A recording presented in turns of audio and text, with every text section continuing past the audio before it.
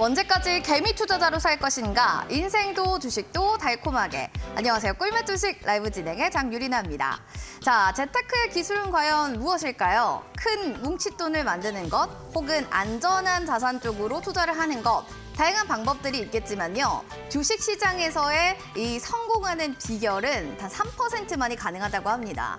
그래서 내가 97%에 속한 사람이라 항상 손실만 보는 걸까라는 생각이 드신다면 주식 투자로 3% 성공하는 사람들의 그 노하우 하나하나 확인해 보시면 좋을 것 같습니다. 이모동 멘토와 함께 주식이 가진 힘 확인해 보시죠. 자, 그럼 꿀맛 주식 라이브 지금 바로 시작합니다.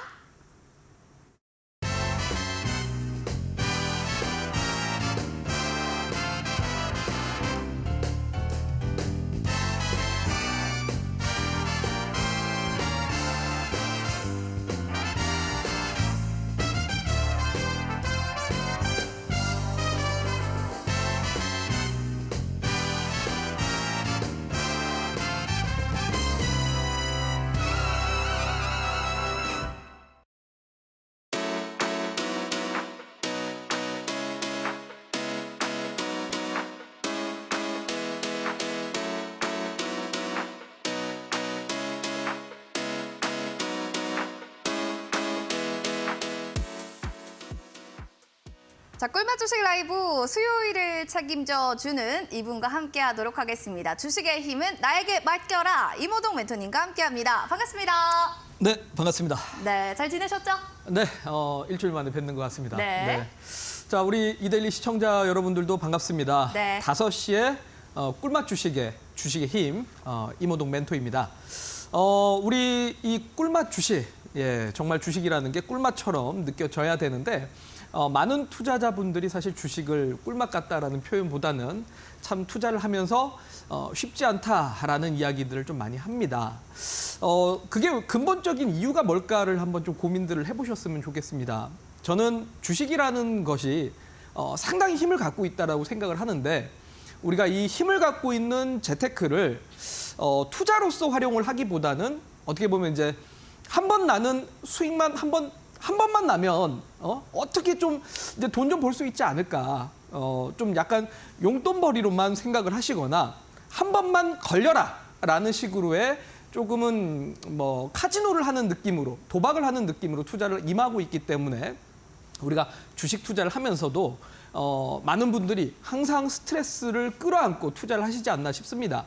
아마 지금 방송을 시청하시는 분들 역시 최근 시장에서 내가 스트레스를 정말 많이 받고 있다라면 내가 투자 마인드가 과연 지금 주식을 재테크로서 임하고 있는가 아니면 한번 좀 얻어 걸렸으면 좋겠다라는 식으로 투자를 임하고 있는가 한번 생각을 해보셨으면 좋겠습니다. 정말 이 주식이라는 건 어쨌든 저는 다른 투자 상품들보다도 가장 매력 있고 힘이 있는 상품이라고 생각을 하는데 여러분들이 이 주식을 어떤 힘이 갖고 있는지를 그래도 알고 그 의도를 갖고 투자를 해야지만 저는 투자로서 활용할 수 있지 않을까 싶습니다. 자, 그래서 오늘 또 수요일에 남자로서 여러분들과 함께 주식이 갖고 있는 힘이 뭔지 그리고 어떤 힘 있는 종목을 어떻게 발굴을 해야 되는지에 대해서 또 강의를 하도록 할 테니까 많은 분들 포기하지 마시고 주식을 포기하지 마시고 힘차게 오늘도 시작해 보도록 하겠습니다. 의도를 가지고 투자를 해야 한다라고 하셨는데 오늘 시장만 보게 되면은 뭔가 철강도 잘 가고 뭐 가스도 잘 가고 이런 테마들을 좀 따라갔어야 됐나 아쉬워하시는 분들 혹은 여기에 제가 갇혀서요 손실이 너무 커요 하시는 분들도 계실 겁니다. 매일매일 달라지는 시장의 흐름 속에서 과연 주식의 힘 어느 쪽으로 봐야 하는지 그 기준을 좀 알고 싶으시다면 지금부터 이모동 멘토의 강의를 잘 들어보셔야 될 것 같습니다. 멘토님, 주식의 힘 어디로 보면 될까요? 네, 이 힘이 있다라는 게 사실 오늘 상승한 종목이 힘이 있다라고 생각지는 않습니다. 저는. 그래요? 네, 왜냐하면 어쨌든 오늘 상승한 종목, 물론 투자자들 입장에서는 야, 저 상승한 종목이 내 거면은 좋겠다. 그쵸. 내 계좌에 딱 들어와 있으면 좋겠다라고들 많이 생각을 하죠. 맞습니다. 네. 그런데 항상 한국 투자자들이 저는 그런 마인드가 사실 가장 이제 투자를 하는데 안 좋다라고 생각을 합니다. 그래요? 대한민국이 정말 안 좋은 것 중에 하나가 전 세계에서 가장 이제 경쟁이 치열한 나라 아니겠습니까?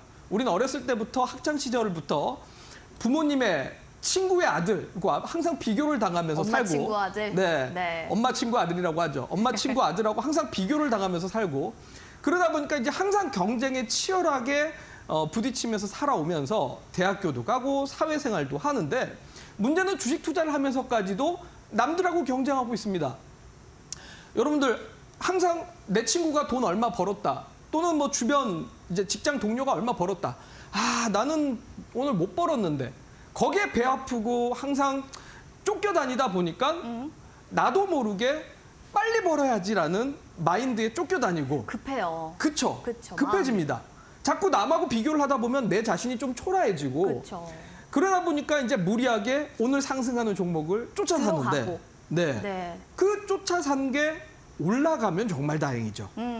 물론 올라가서 수익 보는 경우도 있습니다. 소위 뭐 주식을 하면서 초심자의 행운이라는 얘기를 좀 하는데 어떻게 보면 그렇습니다. 여러분들 주식을 하면서 단기간적으로 수익을 잘 내는 게 주식 고수가 아닙니다. 오늘 상승하는 종목을 쫓아가는 게 여러분들 정말 투자라고 생각하시면 안 됩니다. 단적으로 제가 예시를 들면 예전에 미국에서 이런 실험을 한 적이 있죠. 어떤 실험이에요? 원숭이하고 펀드 매니저하고 실제로 주식 투자 실험을 한 적이 있습니다. 대결 같은 건가요? 네, 실제로 대결을 했는데 펀드 매니저가 고른 종목과 그냥 원숭이가 고른 종목에서 결과가 어떻게 됐느냐? 원숭이가 수익률이 더 높았습니다. 아니 원숭이가 높았다고요? 네네. 원숭이가 주식을 할 수 있나요? 그냥 이게 뭔지는 모르죠. 그냥 뭔지 지는 모르고 건가요? 그림만 보고 아. 그냥 고르는 겁니다. 그림만 보고 골랐는데 원숭이가 더 높은 수익률을 기록을 했다라는 거죠. 그래서 결국 펀드 매니저가 원숭이보다 못하다라는 겁니다. 이렇게 되면 네. 그 펀드 매니저만 그러면은 여러분들 뭐하러 주식 투자합니까? 그쵸. 원숭이한테 주식 투자를 맡겨야겠죠? 네. 이게 무슨 말을 하냐면 원숭이가 잘났다가 아닙니다, 여러분들. 단기간적으로 본다라면 아무리 뭐 소위 전문가라든 또는 투자의 대가라든지 펀드 매니저들이 단기간적으로 수익률을 크게 내는 사람들이 아닙니다. 다른 말로 표현해서 한 달 동안 우리 방송을 시청하고 계시는 여러분들과 저하고 투자 대회를 해도 저보다 더 수익을 잘 내시는 분들이 분명히 있을 겁니다, 여러분들. 근데 그게 과연 앞으로 1년 뒤, 2년 뒤, 3년 뒤에도 과연 유지가 될 거라고 여러분들 자신하십니까? 주식을 정말 잘하는 사람이라면 결국 중요한 거는 단기간적으로 수익을 반짝 내는 게 중요한 것이 아니라 결국 이게 1년, 3년, 5년 뒤에도 이 결과가 꾸준하게 이어지면서 안정적인 포트폴리오를 굴리고 그게 실제로 내 계좌에 재테크로서 자산 증식이 되느냐가 중요한 겁니다. 자, 그게 바로 주식이 갖고 있는 힘입니다, 여러분들. 자, 과연 여러분들 당시 미국에서 실험했던 펀드 매니저와 원숭이하고의 실험 대결에서 단기간적으로는 원숭이가 좋은 결과가 났겠지만 과연 1년 뒤, 3년 뒤에도 그게 결과가 이어지겠냐 이겁니다. 여러분들도 마찬가지입니다. 많은 분들이 오늘 상승한 종목 그게 내 거면 좋겠다. 아, 누구는 돈 벌었는데 나는 못 벌었어.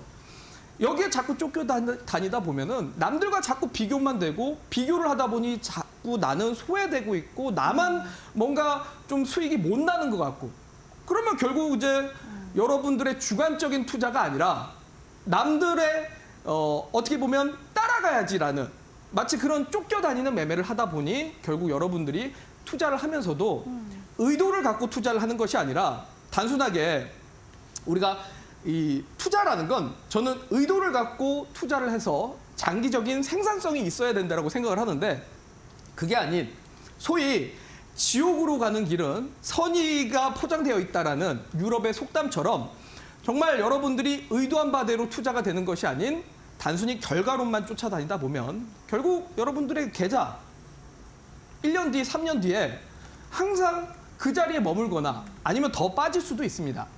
결국 저는 투자의 목적이라는 게 사실 많은 분들이 이렇게 좀 강세장에서 보통 이제 강세장에서 주식 투자를 하고 강세장에서 주식 투자를 뛰어들어서 대체로 투자의 목적을 갖고 이제 하시는 분들이 저는 사실 많지는 않다고 봅니다. 그저 그냥 돈 벌고 싶어서 물론 그게 목적이 될 수도 있겠지만 글쎄요 그냥 돈 벌고 싶어서 남들도 하니까 남들도 버니까 뛰어들어서 일단 하는 분들이 대부분이고 그냥 적당한 때에 적당한 곳에서 운 좋게 이제 수익 날 수 있겠지라는 그런 마인드로 투자를 했다가라는 저는 주식이 갖고 있는 힘을 제대로 활용할 수가 없다라고 생각을 네. 합니다. 결국 여러분들이 정말 주식을 재테크로서 활용을 한다라면 정말 우리가 빠르게 불을 이제 불려나가길 네. 원하시겠지만 빠르게 불을 이제 불려나가려고 하는 방식은 사실 그만큼의 리스크를 떠안을 수밖에 없습니다. 그렇죠, 그렇죠. 근데 호동 선생님은 그렇게 하시나요? 물론 저도 예전에 20대 초에는 그랬던 적은 당연히 있었다. 그랬던 적은 있습니다. 없다라고는 못하죠. 네. 저도 우리 투자자분들이 했던 것들 다 해봤습니다. 그냥 일단은 소위 예전에는 이제 뭐 가격 제한 폭이 지금이야 30%지만 네. 상한가가 30%이지 않습니까? 예전에는 이제 플러스 마이너스 15%였습니다. 근데 플러스 마이너스 15% 때는 15% 상한가만 가도 다음날 또 올라가는 경우가 있었기 때문에 그때는 일단은 쫓아가고 보기도 했습니다. 저도.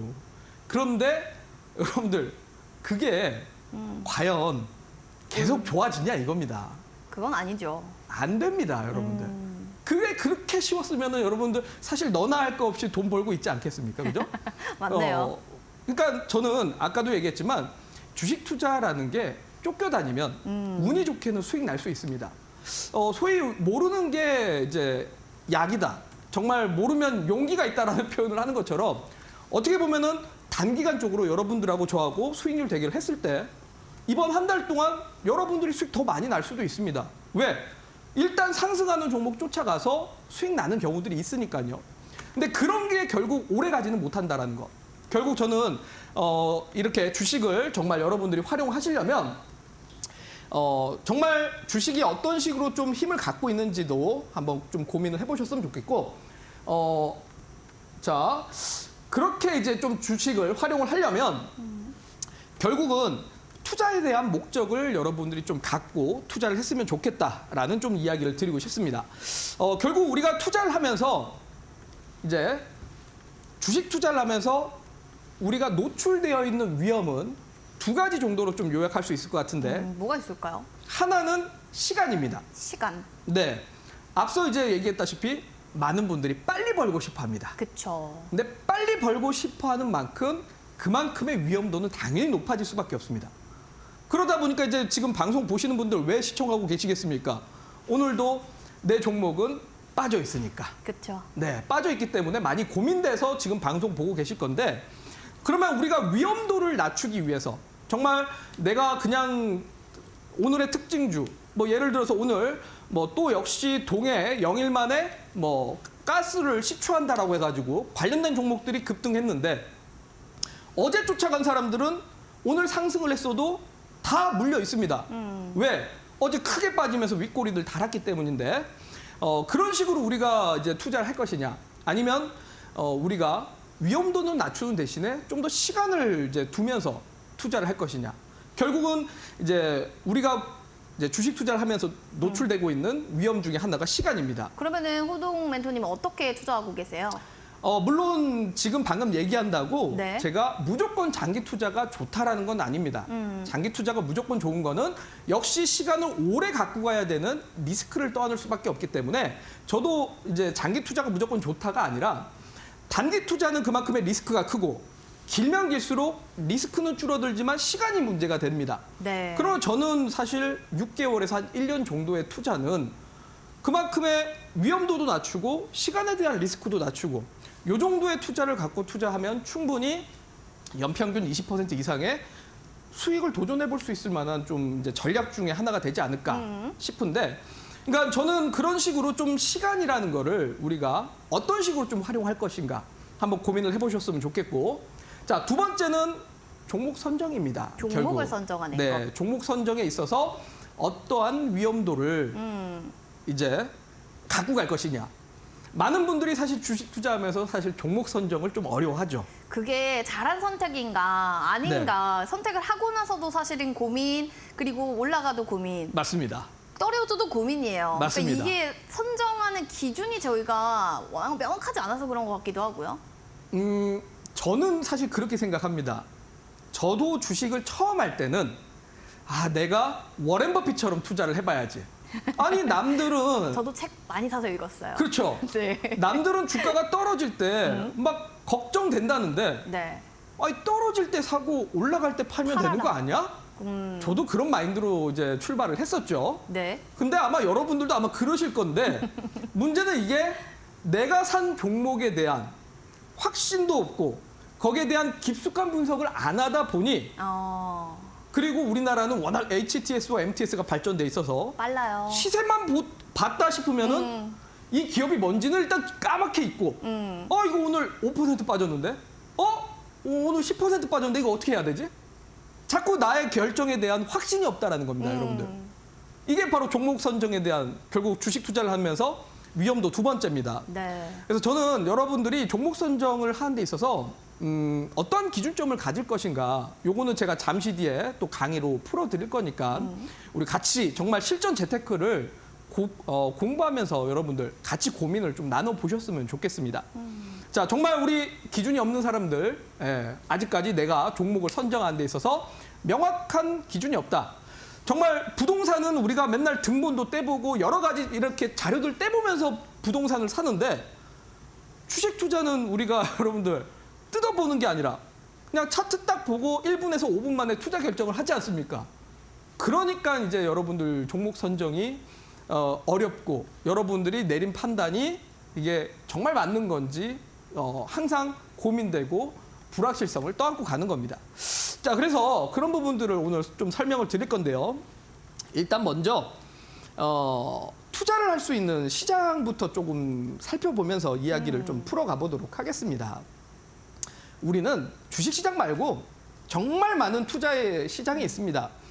뭐 채권도 있을 거고요. 네. 그다음에 사업도 있을 거고 부동산도 있고 귀금속 같은 상품들도 있습니다. 자, 유리나 혹시 나중에 투자하고 싶은 뭐 상품 같은 거 있나요? 전 부동산을 네. 투자 진짜 해보고 싶어요. 하고 싶으세요? 네, 막 건물주 얘기 나오고 네, 파이어족 얘기 나오면 맞습니다. 누구나 다 꿈꾸지 않을까요? 맞습니다. 네. 네, 부동산은 사실 지금 아마 방송 보시는 분들이든 네.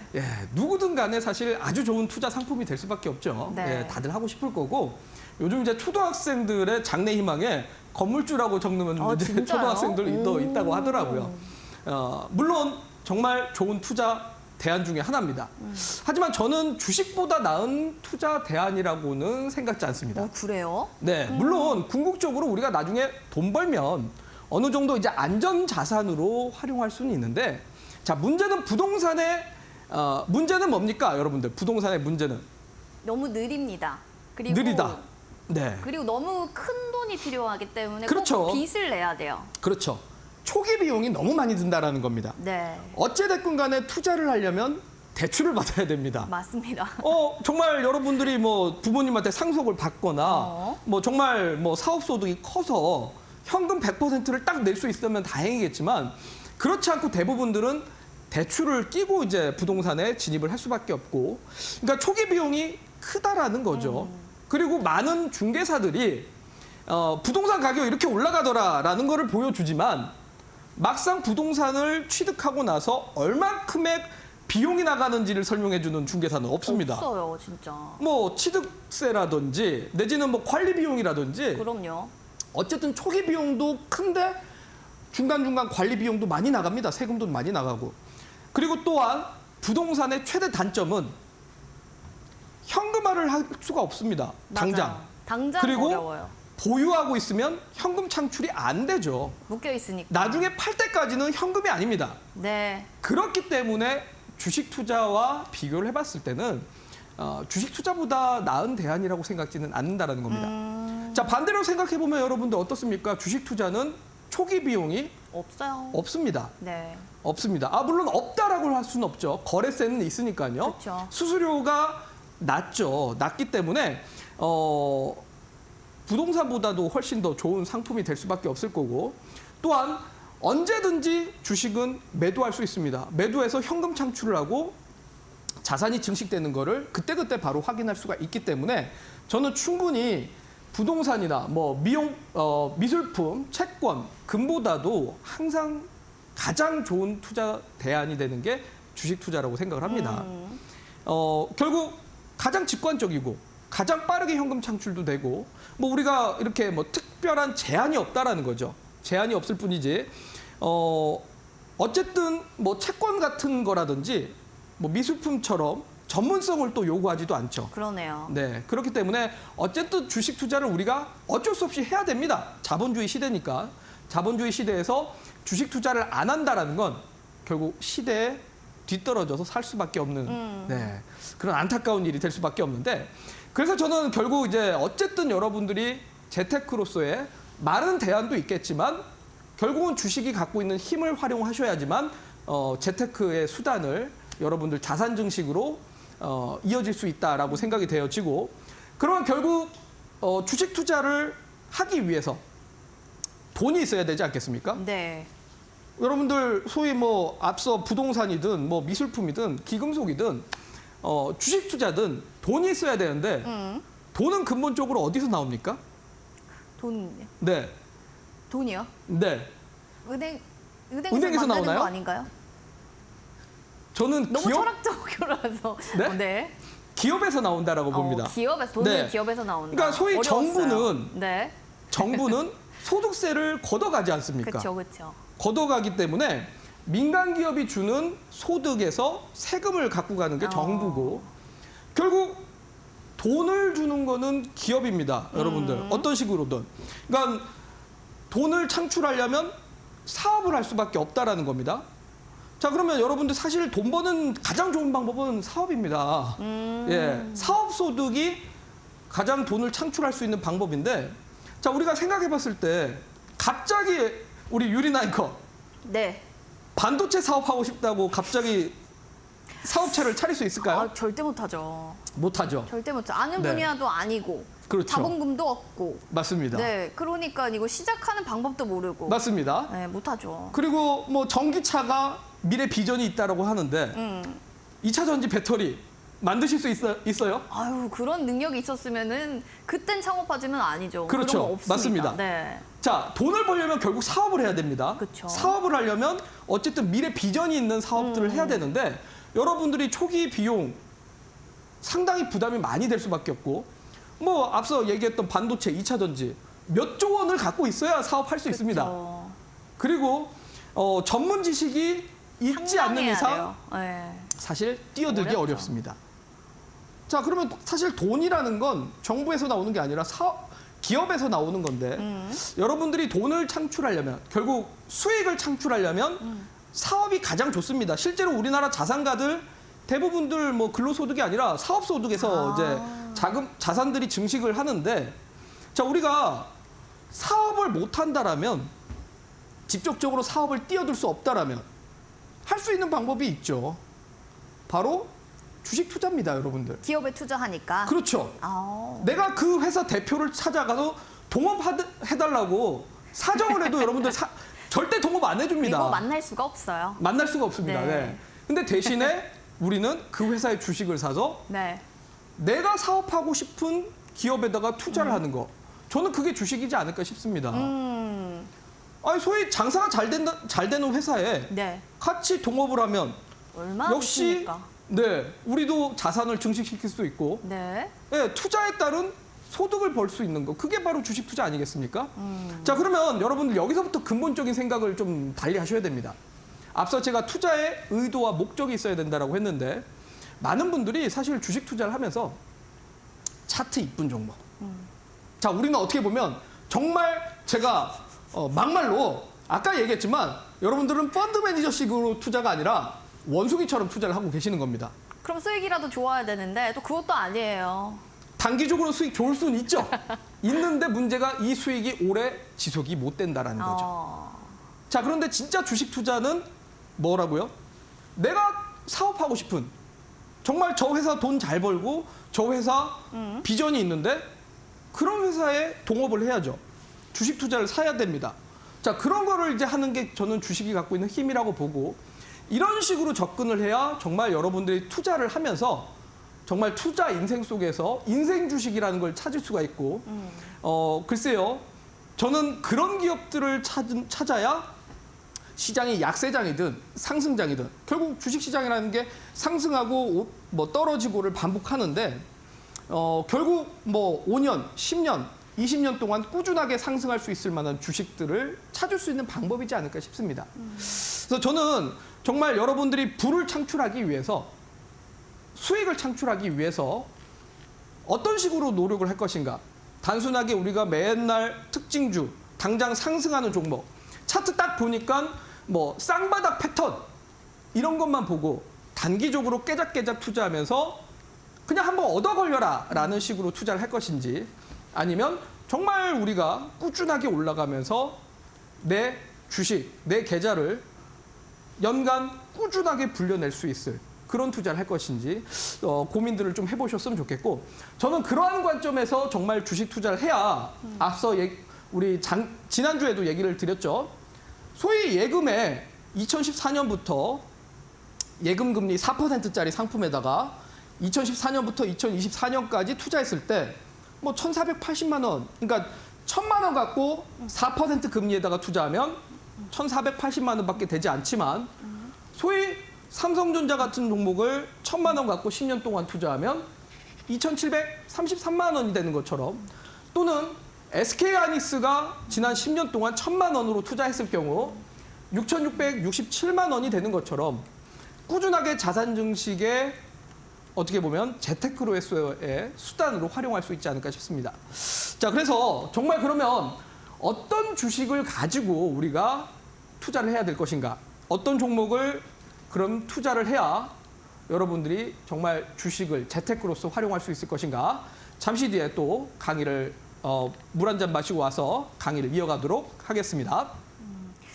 들어보니까 진짜 의도를 가지고 투자를 하지 않으면 손실이 더 커지는 것 같습니다. 한마디로 투자의 이 목표, 목적성이 중요하다라는 건데요. 야, 주식 제대로 해야겠다 생각은 드는데 어떻게 주식을 제대로 해야 될지 아직 모르겠어요. 투자에 대한 이 주식의 힘을 조금 더 제대로 알고 싶습니다 하신다면 제대로 주식에 대한 힘 우리 이모동 멘토님께 배워보시기 바라겠습니다. 제대로 정말 여러분들이 교육 받으시고요. 그 주식이 가진 힘을 얻어보시기 바랍니다. 이모동 멘토의 주식의 힘 무료 소통방 참여입니다. 재테크 실전 강의를요, 무려 한 달간 진행할 예정입니다. 이제 제대로 공부하셔야지만 여러분들이 재테크에 대해서 알 수 있기 때문에 한 달 동안 실전적으로 어떻게 지금 재테크를 해야 하는지 강의가 이뤄질 예정이고요. 주식이 또 가진 힘입니다. 힘 있는 종목 궁금합니다 하시는 분들 계시죠? 지금 내가 가지고 있는 종목이 힘이 있는 거냐 없는 거냐부터 불확실하다면 함께 우리 이모동 멘토와 공부해 보시기 바랍니다. 교육을 통해서 우리는 성장할 수 있고요. 바뀔 수 있습니다. 자, 그러기 위해서 함께 배우실 수 있는 방법 알려드릴게요. 핸드폰 들어주시고 카메라를 눌러서 렌즈를 지금 보이는 네모난 QR코드에 갖다 대주시면 되겠습니다.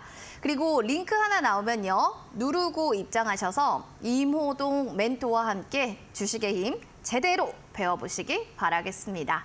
자, 그럼 저희는 영상 보고 와서 다시 돌아오겠습니다.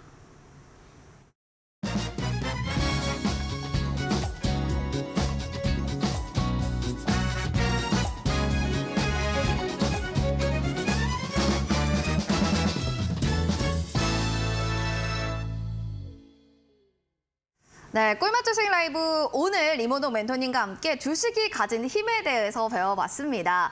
자, 그렇다면 이제는요, 어떤 종목이 또 힘을 가진 종목인지 여기에 대해서 좀 자세하게 배워볼 예정인데, 자, 멘토님, 저희가 힘이 있는 종목의 뭐 기준을 좀 알 수 있는 건가요? 네, 과연 어떤 종목에 이제 투자를 해야 될 것인가? 많은 분들이 사실 고민하는 게 바로 이거죠. 주식 투자를 하면서 어떤 종목에 투자를 해야 될 것인가? 자, 힘 있는 종목이라는 게 뭘까? 저는 일단 뭐 첫 번째는 사실 뭐 누구나 너나 할 거 없이 얘기하는 바로 인기주. 가장 많은 인기를 얻고 있는 인기주라고 봐야죠.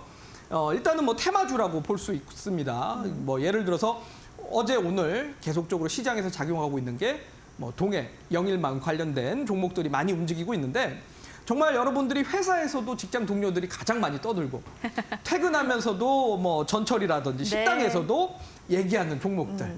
네, 그런 종목 가지고 수익 나는 분들 있습니다. 있는데 제가 이걸 반대하는 건 아닙니다. 정말 높은 수익을 주기도 합니다.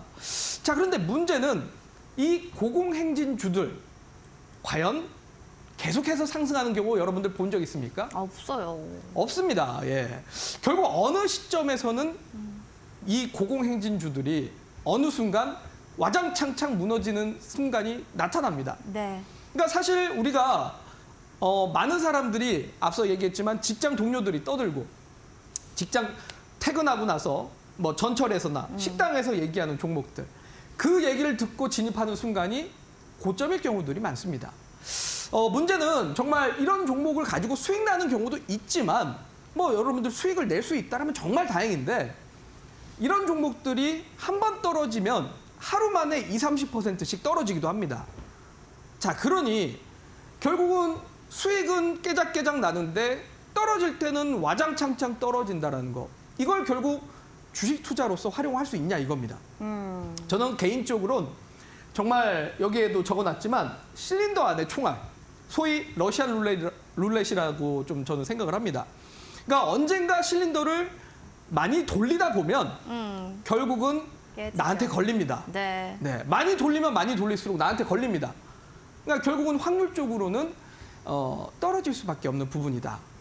뭐 다른 말로는 모멘텀 투자라고 하는데 사실 개인 투자자들을 가장 힘들게 만드는 게 저는 이쪽이지 않을까 싶어요.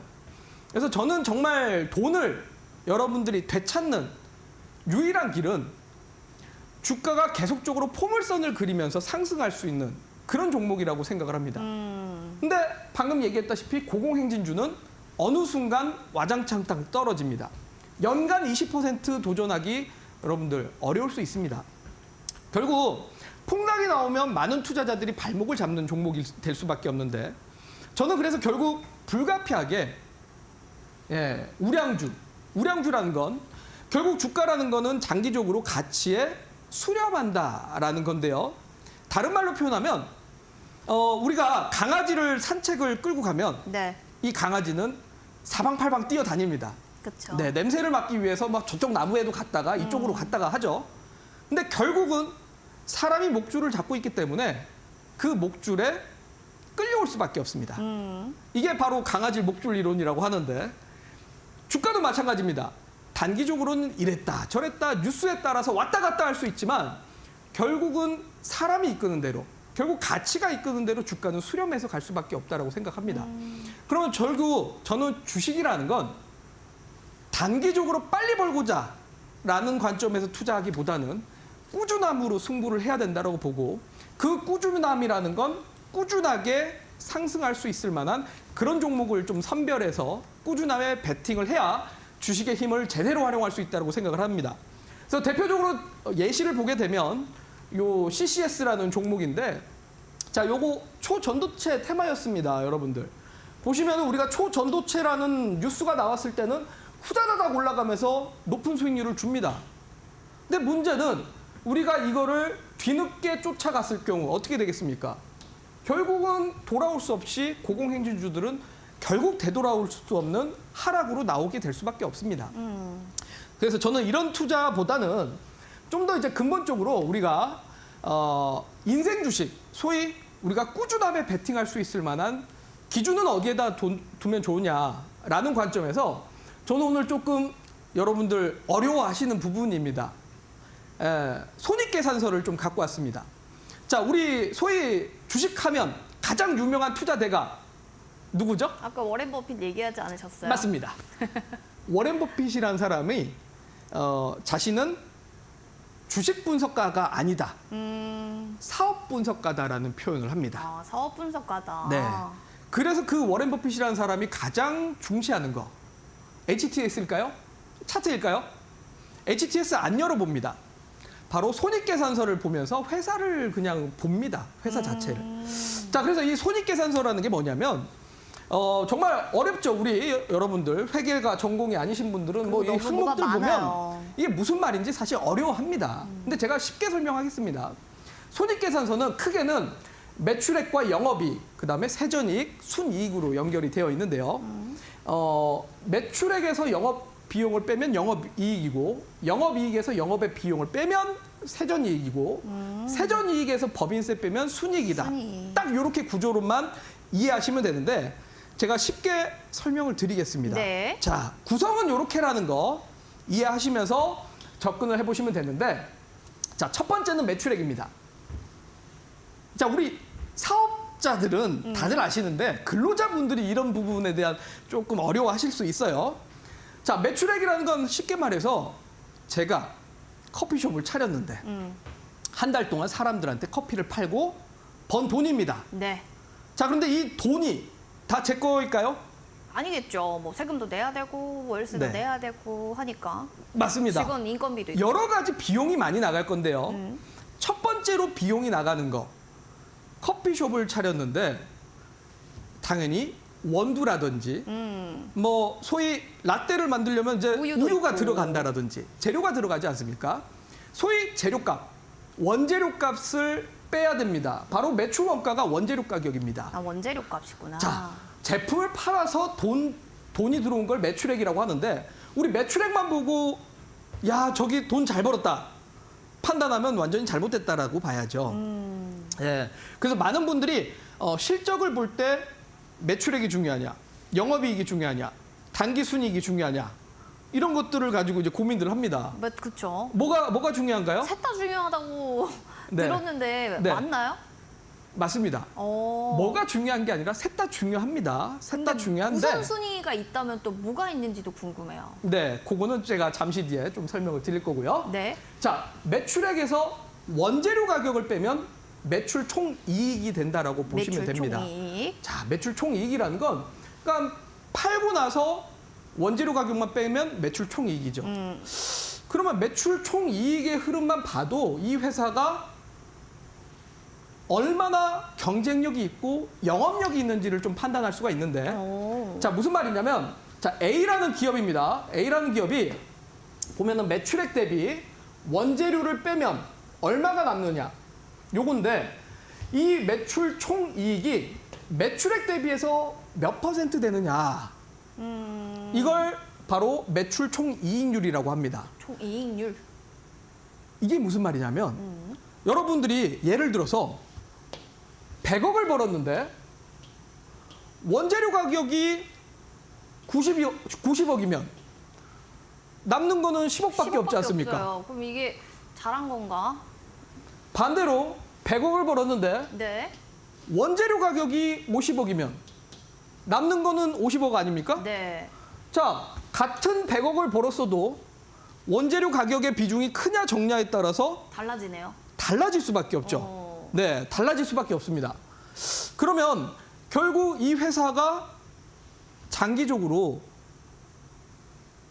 어디가 돈을 더 잘 벌겠습니까? 원재료 가격이 아까 더 반반이었던. 네, 원재료 비용이 낮으면 낮을수록 당연히 그쵸. 더 매력적인 사업체입니다. 그쵸. 더 매력적인 기업체이기 때문에 그런 데다가 사실 투자를 해야겠죠. 그래서 워렌 버핏 같은 사람들은 최소 매출 총이익률이 30%에서 40% 되는 그런 기업에 투자를 해라라고 합니다. 그래서 실제로 이 기업 같은 경우는 2021년 기준으로 21%, 그다음에 2022년 기준으로 21%, 그다음에 2023년 기준으로 18%였습니다. 그리고 올해 1분기 기준으로 27%입니다. 와. 그러면은 나쁘지 않은 거죠? 그렇죠. 참고로 원재료는 뭐 크게 바뀔 수가 없습니다. 매출액 대비해서 원재료가 어느 날은 갑자기 늘거나 어느 날은 갑자기 줄지는 않겠죠. 고정비죠. 고정비입니다. 네. 맞습니다. 그래서 원재료 비용이 뭐 크게 바뀌지는 않기 때문에 네. 매출액이 100억이거나 200억이 되든 300억이 되든 비율은 비슷하죠. 그러네요. 그렇기 때문에 이거는 사실 뭐 바뀔 수는 없는 부분이지만 다른 경쟁사라든지 다른 회사랑 비교를 했을 때 상대적으로 원재료 비용이 낮은 회사가 더 투자 가치가 높겠죠. 단가를 그래서 낮추는 거군요. 그렇죠. 자, 그래서 방금 이제 A라는 기업을 봤는데 B라는 기업을 보겠습니다. 매출액은 훨씬 더 큽니다. 이 회사가, B라는 기업은. 자, 그런데 이 B라는 회사의 매출 총이익률을 보게 되면 2021년 13%고 2022년 10%, 그다음에 2023년 4%, 2024년 올해 1분기 때 5%밖에 안 됩니다. 점점 주네요. 그렇죠. 자, 그러면 제가 여기서 여러분들 한번 A라는 기업과 B라는 기업 중에 어떤 게 과연 투자 가치가 있고 주가가 잘 올라가고 있을까 한번 고민해 보셨으면 좋겠고. 유리나 앵커. 아, 진짜 저는 그동안 매출액 영업이익만 봐야 되는 줄 알았는데 네. 매출 총이익률이 적으면 안 될 것 같아요. 커야 되니까 A기업. 그렇죠. A 기업이 훨씬 더 투자 가치가 훨씬 높겠죠. 저는 거기에 투자를 하고 싶다는 생각이 드는데요. 네, 제가 지금 시간이 없기 때문에 네. 잠깐 뒤에 A라는 기업과 B라는 기업을 보여드릴 건데 네. 재밌게도 이 두 개 기업은 같은 섹터, 같은 테마입니다. 오, 진짜요? 네. 그런데도 불구하고 여러분들 주가가 차이가 납니다. 와, 결론부터 얘기 드릴게요. 네. A라는 기업이 주가가 상승 중이고요. B라는 기업은 주가가 하락 중입니다. 오, 같은 섹터의 같은 테마인데도. 테마인데 희한하게 같은 산업인데도 주가가 다릅니다. 그러네요. 왜? 여러분들 손익계산서만 봐도 차이가 납니다. 원재료 비용이 높다라는 거는 무슨 뜻이겠습니까? 자, 원재료 비용이 얘 같은 경우는 실제로 매출 총이익이 13%밖에 안 된다는 건 원재료 비용이 매출 원가가 높다라는 거죠. 근데 작년에 인플레이션이지 않았습니까? 그렇죠. 인플레이션이면 원가가 당연히 더 높아질 수밖에 없습니다. 비싸지죠. 그러니까 이제 매출 총이익률이 떨어집니다. 자, 이런 회사는요, 소위 공장이 한 개 라인이라도 쉬어버리면 수익성이 없어져 버립니다. 소위 제품이 안 팔리는 순간 그냥 적자로 돌아갈 수 있는 기업이라고 봐야 됩니다. 아하. 자, 이런 것들을 우리가 봐야 여러분들이 인생 주식을 찾든 정말 시장 대비해서 꾸준하게 상승하는 종목들을 찾아낼 수 있는 겁니다. 자, 그리고 그 다음에 봐야 될 거는 자, 매출 총이익에서 그 다음 이제 빼는 게 판관비라고 보면 됩니다. 판관비. 예, 판관비를 빼면 그 다음에 이제 영업이익이 나옵니다. 자, 이 판관비라는 건 판매비와 관리비를 합친 건데 소위 여기에 이제 뭐 직원들 인건비입니다. 인건비도 들어가고. 자, 제가 커피숍을 아까 차렸다라고 했는데 제가 이제 아르바이트생 월급 줘야죠. 월세도 주고. 월급 줘야 되고. 자, 그 다음에 또 커피를 네. 제가 그래도 이렇게 연습도 해보고 네. 맛도 보고 맛있는 걸 만들어서 팔아야 되지 않겠습니까? 그렇죠. 연구개발비. 아. 연구개발비가 여기에 판관비에 포함됩니다. 들어가고. 네. 그리고 또는 뭐 소위 뭐 제가 커피숍에 네. 임대비 같은 거. 그렇죠. 그게 다 또 여기에 포함됩니다. 많이 들어가긴 하겠네요. 네. 판관비라는 건 그런 겁니다. 자, 그러면 인건비가 많이 나간다라는 거. 좋은 너무 걸까요? 리스크가 커요. 그렇죠. 네. 별로 안 좋습니다. 네. 인건비가 크다라는 건 별로 안 좋고. 자, 연구개발비가 많이 들어간다는 거 좋은 걸까요? 그것도 안 좋은 것 같은데요. 돈이 많이 들지 않아요?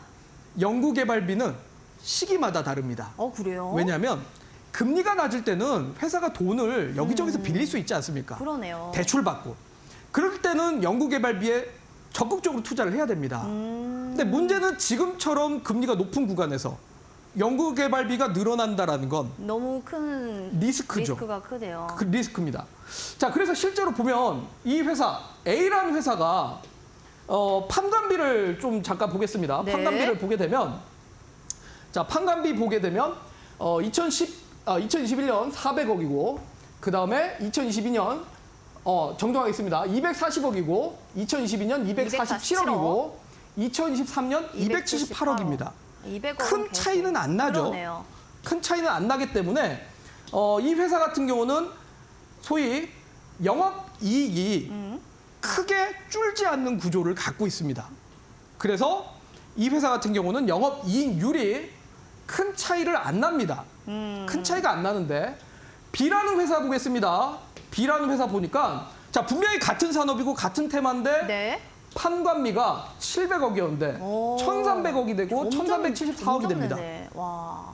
껑충껑충 뛰죠? 네. 희한합니다. R&D 개발을 많이 한 건가요? 자, 어디가 이제 늘어났습니까? 일단은 인건비가 많이 늘어났고요. 네. 연구개발비. 역시 뭔가 연구를 많이 했네요. 네.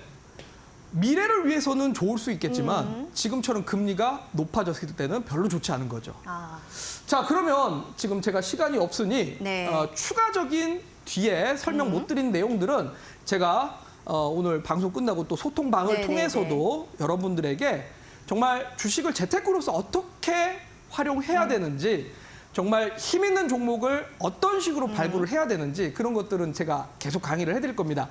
자, 그래서 정말 실전 재테크를 제대로 배우고 싶고 정말 우리가 깨작깨작 수익 내는 게 아니라 이런 식으로 정말 같은 섹터, 같은 테마임에도 불구하고 차별적인 주가의 흐름이 나타나는 이유가 뭔가, 결국은 힘 있는 종목을 발굴하는 방법을 제대로 알아야 됩니다. 그래서 제가 여러분들 주식을 시작하는 방법부터 그다음에 이렇게 힘 있는 종목을 어떻게 발굴하는지 단계적으로 하나 강의를 해드릴 거기 때문에 정말 내가 실전 재테크로서 주식을 제대로 활용해보고 싶다라고 하시는 분들은 소통방에 입장하셔가지고 저하고 같이 실전 주식을 공부를 하셨으면 좋겠고, 저는 정말 뭐 여러분들 호동쌤 당장 내일 올라갈 수 있는 종목 뭘까요?